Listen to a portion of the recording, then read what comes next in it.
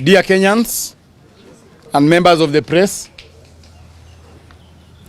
this is the final update on the return of our party leader, His Excellency Rigathi Gachagua, from the United States, where he has been for the last 6 weeks. We confirm that His Excellency Rigathi Gachagua will touch down at noon at the Jomo Kenyatta International Airport in Nairobi and will be received by thousands of Kenyans at the airport. In the event that his plane gets diverted to either Kisumu or Mombasa, he will still be received by our supporters in those respective cities, and we have made adequate plans and alternative logistics to that effect. In any case, we are aware that the instructions from Mr. William Ruto are still active. Aside, as announced earlier, once our party leader touches down, we shall have a peaceful procession into the Nairobi Central Business District and address our supporters and the people of Kenya at various stopovers. We have advised the National Police Service through various OCS accordingly and given a copy of the advisory to the Independent Police Oversight Authority. To the Independent Police Oversight Authority, you are aware that the opposition has been a major victim of police brutality across the country with no action from your end. If it is forgotten, I invite you to recall instances of police brutality and assassination attempts on His Excellency Rigathi Gachagua and his allies. On 28th November 2024, at a solemn funeral service in Limuru, Kiambu, our party leader was attacked. On 28th December 2024 in Shamata, Nyandarua County, on 18th January 2025 at Kamkunji grounds in Nyeri town, where Pastor Dorcas Rigathi was in attendance, our party leader was attacked. On 29th March 2025 at the SEK St. Peter's Cathedral in Nyeri, at a prayer service attended by Pastor Dorcas Rigathi, we were attacked. On 29th March 2025, in Naivasha town, during a church service, you sent goons to attack us. On 6th April 2025, at a church service at PCA Kasarani East Parish at Mwiki in Nairobi County, the Nairobi governor sent goons to attack our party leader. You are also aware that the security agencies have been trailing His Excellency Rigathi Gachagua at home and also in the US, and in particular on 19th of December 2024, a National Intelligence Service officer with a fake car number plate KCR 919U trailed our party leader to Makueni for reasons best known to him and his masters. Take note that we are well informed and we know that tomorrow national security agencies will be in tow both at the airport and during the procession. As such, we want to make this clear. We are a peaceful people, and our meet and greet the Nairobi people tomorrow is as such. Unfortunately, last night, we have been informed that the Nairobi County Governor, in cohorts with the CS for Interior, Mr. Kipchumba Murkomen, held several meetings and have activated their state-sponsored goons to cause harm to innocent citizens. This is being done by one chief of staff One, David, in connection with the following members of parliament: George Aladwa and the Dagoretti North MP, Mama Beatrice Elachi. The duo have expressed instructions to the goons to loot, destroy property, and harm people, and then blame it on DCP and its members. Please, Mr. Murkomen and Mr. Sakaja, do not burn down our country with your irresponsibility and carelessness. If you do not know Mr. William Ruto, he will leave you the way he has left MPs with an egg on their faces.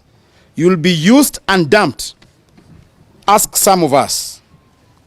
We call on the Nairobi business community to protect their property because the government has hired militia to wreak havoc in the CBD and its environs. We also want to caution trigger-happy police officers who might be tempted to join the killing macabre and shooting spree to know that the law, and I repeat, the law will get you into the dock alone. Do not take any unlawful instructions from your seniors. We urge the people of Kenya and the peaceful supporters of DCP to be at the airports as from 8 a.m. to receive our leader. This is the return of our king. To the government of Kenya, please note that JKIA is a public property and not anybody's personal airport. We remind you that the people of Kenya stopped you when you wanted to sell our airport. And tomorrow, the 21st day of August 2025, we shall be there in our numbers to receive our king. Thank you. Good.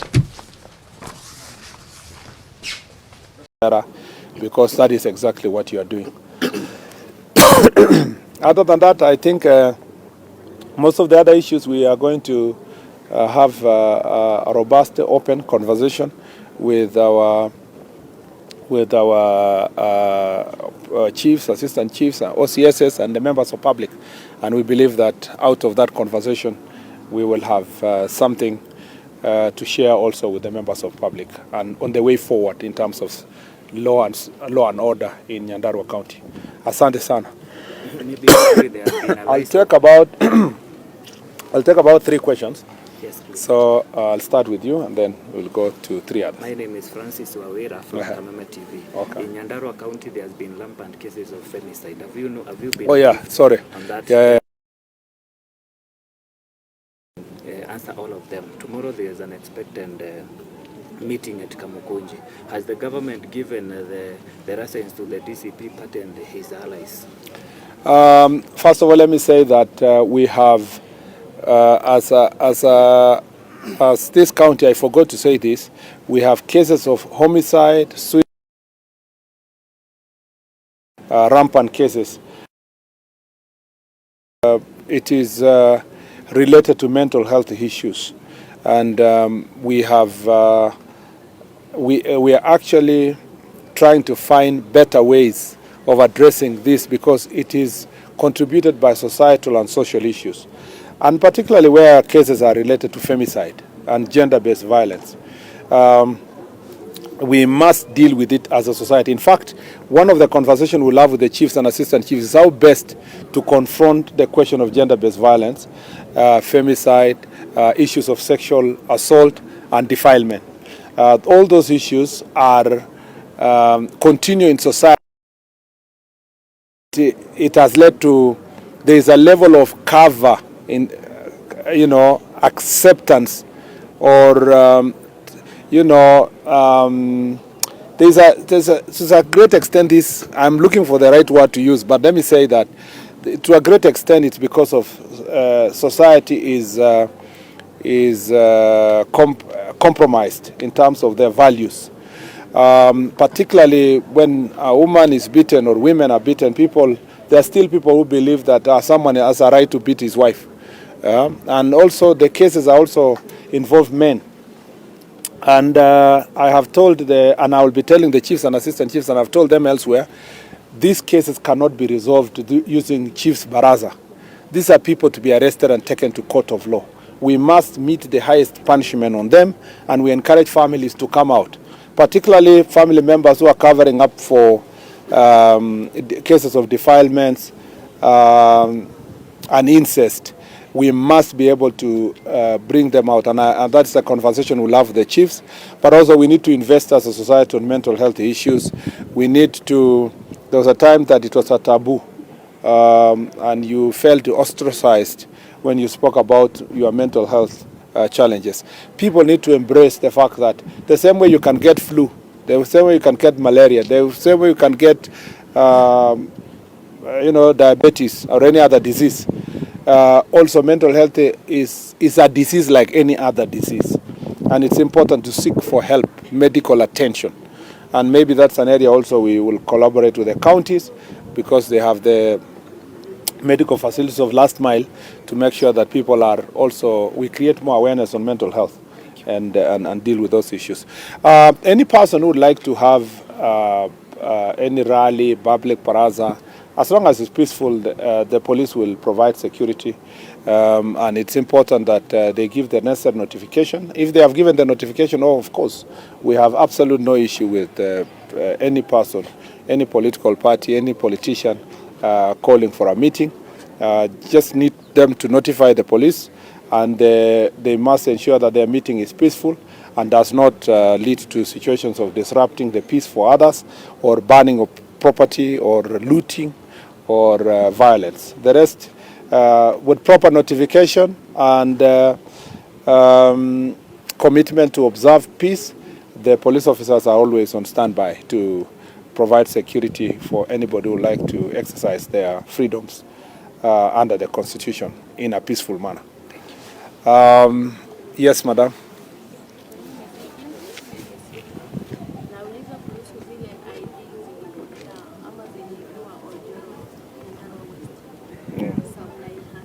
Okay.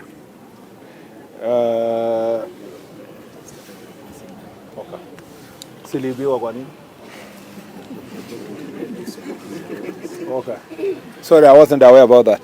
I'm told that, as you can hear, thieves broke into one of our offices and stole national IDs.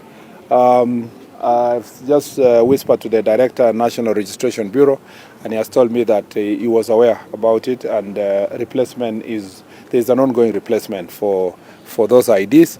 And we want to ask anybody who will attempt to engage in identity theft or misuse of people's IDs, that you will face the very full force of the law.